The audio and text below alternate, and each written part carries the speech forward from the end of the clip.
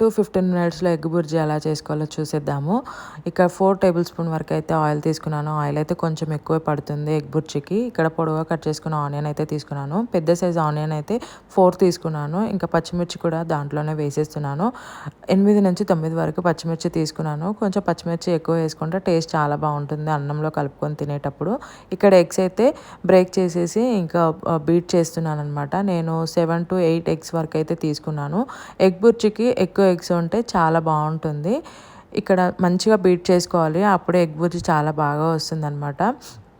ఇక్కడ నెక్స్ట్ వచ్చేసి ఆనియన్ మొత్తం గోల్డ్ కలర్ వచ్చింది కదా, ఇప్పుడు అల్లం వెల్లుల్లి పేస్ట్ 1.5 టేబుల్ స్పూన్ వరకు అయితే వేసుకొని అంతా మిక్స్ చేసుకోవాలి.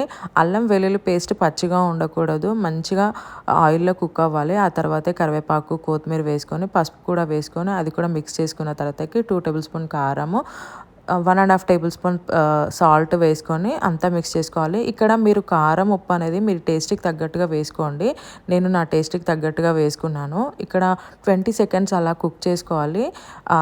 ఆనియన్ కారం అదంతా ఉంది కదా, ఆ తర్వాత ఎగ్ మనం బీట్ చేసుకున్నాం కదా అదంతా వేసేసి గబగబా కలిపేయకుండా ఒక 10 సెకండ్స్ అయినాక అలా మెల్లిమెల్లిగా కలపండి. స్లోగా కలిపితేనే ఎగ్ అనేది విరగకుండా ఉంటుందన్నమాట. చాలా సన్నగా అవుతుంది చాలామంది చేస్తే.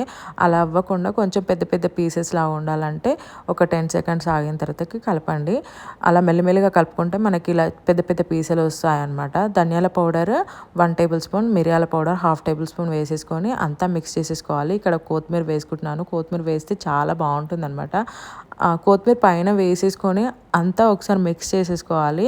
ఇప్పుడు వేడి వేడి అన్నంలోకి ఎగ్ బుర్జీ అనేది పెట్టుకొని తినేద్దాము. ఎంత బాగుంటుందో తెలుసా, టేస్ట్ అయితే సూపర్గా ఉంటుంది వేడి వేడి అన్నంలోకి. పిల్లలకి బాక్సుల్లోకి పెట్టడానికి అంటే చపాతీల్లో ఎగ్ బుర్జీ పెట్టేసి రోల్ చేసి ఇస్తే ఈజీగా తినేస్తారనమాట.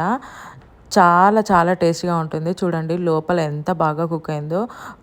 చిన్నగా కాకుండా ఇలా పెద్ద పెద్ద పీసెస్ ఉంటే వాళ్ళు కూడా చాలా ఇష్టంగా తింటారనమాట. ఎగ్ అనేది ఎక్కువ కనిపిస్తూ ఉంటుంది పిల్లలకి. ఇంకా బ్యాచిలర్స్ కూడా ఈజీగా చేసుకోవచ్చు. 10-15 మినిట్స్లో అన్నీ కట్ చేసుకొని పెట్టేసుకుంటే గబగబా చేసేసుకోవచ్చు అనమాట. చాలా చాలా బాగుంటుంది. తప్పకుండా ట్రై చేయండి ఇలా సింపుల్గా. చూడండి ఎంత వేడి వేడిగా ఎగ్ బుర్జీ అన్నంలో కలుపుకొని తింటే ఆహా, చాలా చాలా బాగుంది.